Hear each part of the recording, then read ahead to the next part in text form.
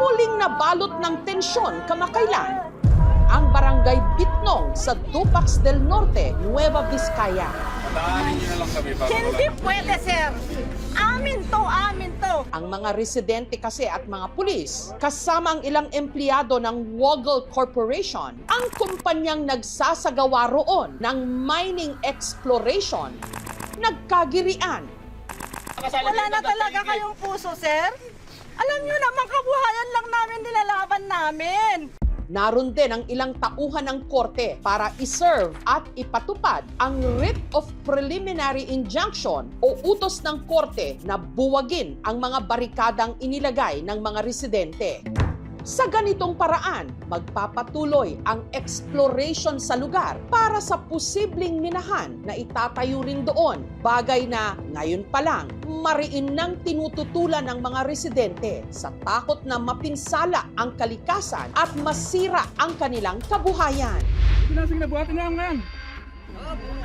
Sa gitna ng negosasyon, nagkainitan na humantong sa tulakan.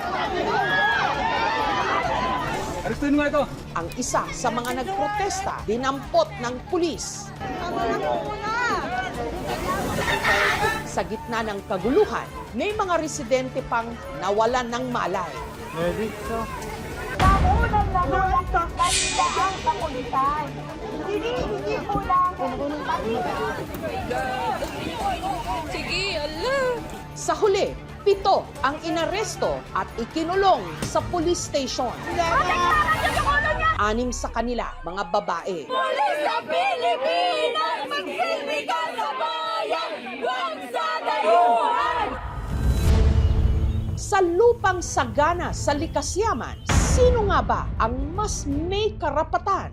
Ang dambuhalang korporasyon na may pahintulot na suriin ang kanilang mga lupain at nangangako ng trabaho, o ang mga residenteng matagal nang namumuhay rito na tutol sa isa pang minahan?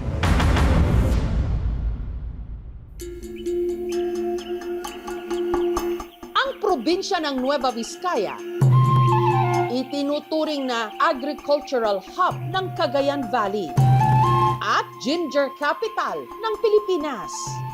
Sa mayaman din nitong lupain, namumukadkad ang mga bulaklak na pinagkakakitaan din ng mga residente. Dati kasi puro sa Benguet ang supply dito. Pero nang may mga nagtanim-tanim na ngayon, at least nakikilala na rin dito ang mga bulaklak.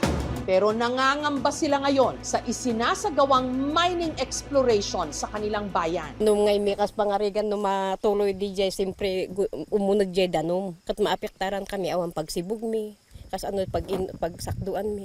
Hindi pa man daw kasi nagsisimula ang pagmimina, ramdam na nila ang epekto ng isinasagawa pa lang na exploration sa kanilang mga pananim. Ito na, nanilaw na, hindi niya na lang inani kasi nasira na eh. Nasira na. Pagka nagdilaw na ito, ma'am, hindi ko nalinin. Sayang rin lang ang pagod ko. Bulok naman. Ah, oo nga. May uot na. Ano nangyari po dito sa inyong taniman? Nagbutas dyan, ma'am. Linagyan ng iodine na parang asin daw. Tapos yung kuryente, dinanan dyan sa gitna. Tuloy doon, nagbutas na naman sila dyan sa may tubigan ko. Ah, so sa ilalim ho nito, may mga butas na ho. Maditik daw, ma'am, kung merong ginto sa ilalim. Nagbalik ang aming team sa Dupax del Norte sa linggong ito at naroon ulit si Tatay Gregorio, pero wala sa kanyang bukid kundi sa barikada kasama sa mga nagpoprotesta. Talang naninervous kami, ma'am, sa takot. Takot namin dahil nung kailan na sila na umahon na naman doon sa taas. Allah! Allah ni! Kasamahan niyang magsasaka na si Jane Lee, muntik na rin daw mapasama sa mga ikinulong. Kasama kasi siya sa itinatag nilang human barricade. Ang alam ko, i-implement daw yata yung order ng korte na preliminary injunction.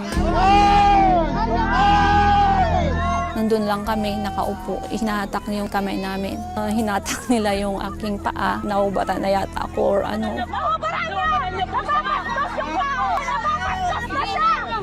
Hinatak nila ako tapos nakawala na ako dun sa mga pulis na humahatak ng aking paa. Wala sa akin yun, ma'am. Ang gusto ko lang kasi hindi matuloy yung mining. Sa pagsasaka, binuhay at itinaguyod ng kanyang mga magulang, sina Jane Lee, malinaw sa kanya ang halaga ng kanilang lupa at ang bantang mawasak ito ng minahan. Masisira ang aming mga natural sources, yung aming kabundukan, yung tubig, pwedeng mawawala, pwedeng makontaminate din, magkaroon ng water pollution. Sa kasalukuyan, meron ng 2 minahan na nag-o-operate sa Nueva Vizcaya. Sa satellite photo, kitang-kita ang mga higanteng uka na nilikha ng mga ito sa kalikasan. Si Annalisa sa gitna ng girian. Muntik na raw mawalan ng malay. Parang nasakal po talaga ako. Tatayo na po sana ako noon. Mayroon pong tumulak doon sa mga pulis. Larambulan na po. Naapak-apakan na po kami. Naapakan po ng boots ng mga pulis. Isa siya sa 7 dinakip ng mga pulis at sinampahan ng kasong contempt of court o paglabag sa utos ng korte, obstruction of justice at resistance and disobedience to persons in authority. 3 araw silang ikinulong habang nakadetine si Annalisa sa police station. Isinugod sa ospital ang kanyang anak. Nag-seizure po. Masakit sa pakiramdam na ikaw inay nandun ka. Tapos yung anak mo naghihirap dito na hindi na po ako mapakali. Kalaunan, ibinasura rin ng korte ang mga isinampang kaso laban kina Annalisa. Kaya agad silang nakalaya. Hanggang ngayon, kagabi, pumikit ako. Talagang gusto ng mata ko. Ayaw ng isip kong matulog. Nanginginig yung mga dito ko, kamay, tsaka yung dibdib ko. Para sa tumatayong leader ng anti-mining group ng Dupax del Norte na si Florentino, overkill o sobrang puwersa raw ang ipinakita ng mga pulis para lang tuparin ang utos ng korte. Halos 300 lahat. Makikigera ba sila? Sino ba yung susugurin? Sino ba yung kalaban? Wala naman kaming baril. Hindi naman po kami mga criminals na kailangang ganon karami. I totally deny the allegation that there is overkill. Wala pong nangyaring ganun na abuse of power kasi we are bounded by the police operation procedure. Bilang leader din, I have no intention to encourage anyone to conduct activity that may be contrary to law because in the end of the day, sino ang kawawa? Sino ang masasaktan? Tao din. Taong 2022, nung nagsumite ng exploration permit application ang Waggle Corporation sa MGB o ang Mines and Geosciences Bureau ng DENR o ng Department of Environment and Natural Resources. Ang target daw minahin sa Dupax del Norte, ginto at tanso. Within the immediate community, nagge-generate siya ng employment in terms of sweldo ng mga tao. Yung allied small economy, magtatayo ng mga sari-sari store dyan na magkikreate ng konting economic activity. August 2025, inilabas ang exploration permit na nagpahintulot sa kumpanya na mag-explore sa 5 mga barangay sa Dupax del Norte. Nagsimula sa Sitio Kion sa Barangay Bitnong. Tuloy pa rin ang paghuhukay at pagbubutas sa bundok para raw makakuha ng sample at malaman kung saang parte ng bundok ang mayaman sa mineral. 5 buwan ang lumipas nung nagsimula ang mining exploration at ngayon, mas lalo pa raw ramdam ng mga residente ang epekto nito. Itong tubig namin ito, dati po napakalakas po nito. Ngayon po, ang hina na po siya. Malabo na, hindi na po siya mainom. Ang tanong dito ang mining ba nagdulot ba talaga ng development sa amin? Palubog yata yun ang dating, Kung ano-ano mga naipapangako to entice the people para suportahan. Nag-consult ho ba kayo nung kumpanya? Wala pong nangyaring genuine consultation, madam, kasi nga po, ang ginawa nila, halimbawa po dito mismo sa Purokyon na ito, nagkaroon ng presentation, pero nung kakain na po sila, kumuha sila ng listahan daw ng mga kakain. Pero yun na yung ginamit nila. Panlilin lang yan kasi walang actual, genuine public consultation po na nangyari talaga. Kaya ngayon, mas pinaigting pa raw ng mga nagpoprotesta ang kanilang mga barikada, maliban sa pagharang sa entrada. Gumawa rin sila ng ilang malalalim na hukay para hindi mapasok ang daan papunta sa exploration sites. Tanging paraan po namin para hindi po sila makapasok po ng mga kagamitan po. 3 hukay po na malalalim po ito. Pinangangambahan ng mga residente na kung sakaling matuloy ang proyekto, hindi lang ito banta sa kalikasan, pati na sa kanilang buhay. Taong 2020, nagka-landslide sa 3 sitio na sakop ng barangay Runruno sa bayan ng Quezon, dito pa rin sa Nueva Vizcaya. Nangyari ang pagguho ng lupa sa kasagsagan ng bagyong Ulysses. 10 ang naiulat na namatay. Yung bahay dito sa banda rito, nung nanaslide na tabunan, na-declared itong banda na hazardous. Every may bagyo, ma'am, talagang pinapaano namin ng mga tao na umalis na mga ganitong lugar. Ayon sa barangay, ang pinangyarihan ng landslide di umano sakop ng mining tenement ng FCF Minerals Corporation, isang large-scale mining na nag-ooperate sa lugar mula pa noong 2016. Kaya ang mga tiga Dupax del Norte nangangambang posibleng mangyari ang kaparehong trahedya sa kanila kapag natuloy ang pagmimina. Dito sa taas naman, may drilling doon pero di natin alam kung yun ba ang dahilan kasi medyo malayo naman yung drilling, banda ron naman. 5 ang namatay noon sa sitio compound. Kabilang na ang bayaw ni Juanita na si Noel. Kung hindi sana nila hinukay, baka walang slide doon sa banda. O wala sanang namatay. Kahit tutro kami noon talagang walang magagawa. Natuntun din ng aming team ang isa pa sa pinangyarihan ng landslide, ang sitio Bitang. Bale dito yung isang landslide maliban sa pinuntahan natin kanina, dito banda yon, 4 na namatay. Natutulog sila, yung lupa galing sa taas, bumaba galing dito banda noon. Sa ngayon, nahukay na rin ng minahan ang bahagi ng bundok kung saan nangyari ang landslide. Sa pagmimina, ayaw ko talaga at masisira itong kabuhayan namin dito. Saan kami pupunta? Kutkutin man sa ilalim, o mawalan kami ng tubig. Mas titira kami dito sa ibabaw, ay kung gumuho yan, di malilibing kami ng buhay. Sa pagsisiyasat noon ng aming team, na lamang ang FCF Minerals, subsidiary ng kumpanyang Metals Exploration PLC na katulad ng Woggle na nakabase sa United Kingdom. Affiliate ng kumpanya ang Woggle Corporation na siyang nagsasagawa ngayon ng exploration sa Dupax del Norte. Gaya ng lawak ng mining exploration site ng Woggle Corporation, nasa mahigit 3,000 hectares ang sakop din ng FTAA o ng Financial or Technical Assistance Agreement ng FCF Minerals. Nakipag-ugnayan ng aming programa sa tanggapan ng Woggle Corporation at ng FCF Minerals Corporation. Pero sinabi nilang mas mainam daw na sa DENR kami makipag-ugnayan. Humingi kami ng interview sa pinakamataas na opisyal ng DENR, si Secretary Rafael Popolotilla. Pero ayon sa kanyang opisina, busy siya, abala sa ibang appointments. Sa MGB o sa Mines and Geosciences Bureau na nasa ilalim din naman ng DENR na raw kami humingi ng interview. Pulis sa Pilipinas, magsilbi ka sa bayan! Natural naman yan sa mga community na magkakaroon sila ng reaksyon. Some other people was already informed, some other not really properly informed. Ano naman gagawin sa amin pag hindi kami tumanggap ng application, ay nasa batas yung pagtatanggap ng application. Hindi kami rin ang kakasuhan ng mga aplikante natin. We assure in the region that the issuance is nasa proseso naman siya. Padaanin niyo na lang kami para Hindi pwede, sir! Amin to! Yung mga titulo, ang lupa natin, ang binibigay lang na rights natin sa ibabaw. Hindi yung lupa mo hanggang sa ilalim, sa'yo yan. The mineral is owned by the state.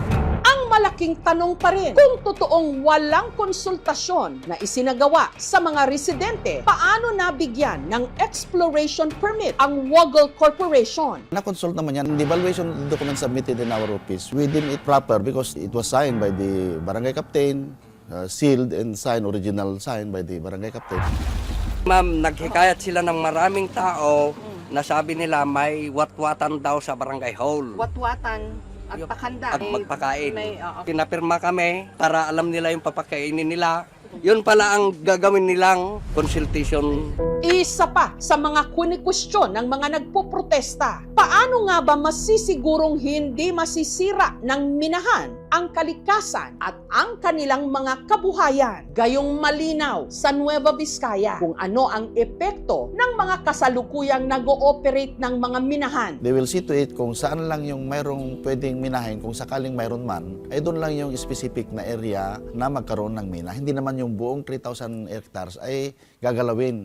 Sa kaso ng FCF Minerals, sinabi ng MGB na bagamat na hukay at napatag ng mga bundok na sakop ng permit ng kumpanya, sumasa ilalim naman daw ang mga ito sa tinatawag nilang rehabilitation. Inaayos naman daw nila ang mga nasirang parte ng bundok. Pero posible nga ba ito? Gayong mula sa lupa, nakuha na ang mga mineral, naputol na ang mga punong kahoy. Kung napunta yun talaga yung FCF, tinanong nyo sa kanila kung saan na yung part doon na namina nila. Meron silang portion doon no, na malalim din, nirehab na nila yon, nilalagyan na ng soil, tinatam na nila ngayon yung mga lugar na yon. Ngayon, yung sinasabi mong parang wounds, tama rin yun na nandun yung wounds, pero sabi nga natin, sa government, meron na tayong Environmental Protection Enhancement Program.